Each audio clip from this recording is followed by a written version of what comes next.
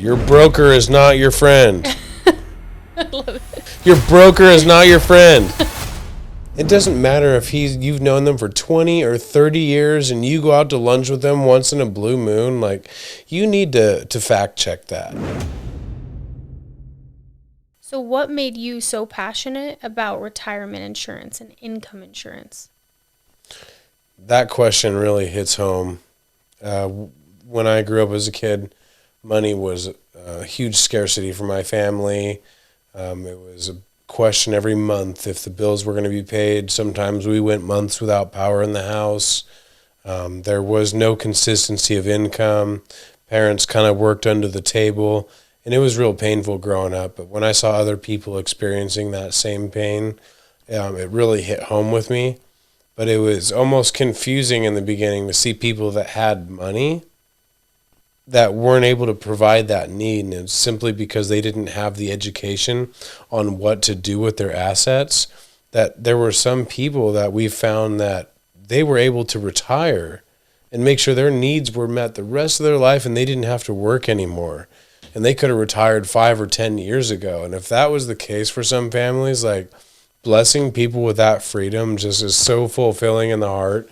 To know that, hey, look, I just was able to set you up and you could quit work if you wanted to and go live the rest of your days with a family, I think is a beautiful thing.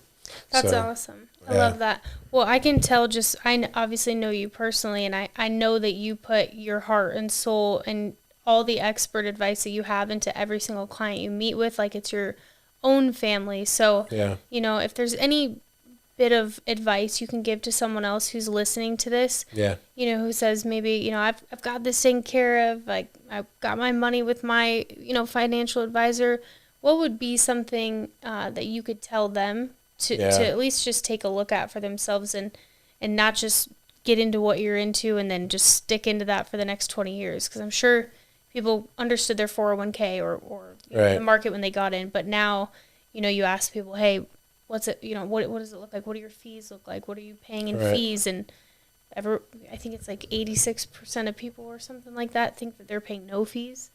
Yeah, 92% of people don't know what they're paying for fees in their 401ks.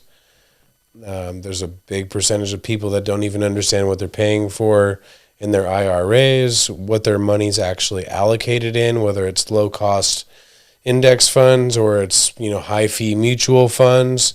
They just don't know where they're at. And, the thing is that your broker and your advisor is not your friend. Mm-hmm. It doesn't matter if you've known them for 20 or 30 years and you go out to lunch with them once in a blue moon. Like, you need to fact check that. Mm-hmm. And a little additional education is not going to hurt you. If anything, it's going to open your eyes and maybe help you increase the standard that they're going to have to hold your retirement to. Because if, your advisor of 10, 20 years, like, they get comfortable. Mm-hmm. And they just assume that you're their client on the books, and they don't have to maybe actively manage your funds or watch out for your best interests. And you're paying them a fee every year for this advice. Mm-hmm. So, of course, they're going to act like your friend, but compare it against what other people have in the market. Get some education on what the differences are. And, if you're able to understand what the differences are and make a determination that what you have currently is the best thing for you, then stick with that advisor. You got a great person. Keep working with that person because they got their best interest. But at least be willing to fact check them to determine if they don't. And, retirement's not something everyone gets a second or third chance at. If it gets screwed up, it's going to set you back years of your life or thousands of dollars of less income. And is that something that you're willing to just put in the hands of someone else and just trust them entirely? Or do you think you should do a little due diligence and make sure that you got the best thing for you? Yeah, absolutely. No, that's a great point. Thank you for bringing that up, because I feel like once people kind of get stuck in a relationship like that, it's hard to, they're like, oh, I trust my guy. We go out to lunch, like you said, once a month. But, it's important to understand it yourself and know where your hard-earned money is going. Your broker is not your friend.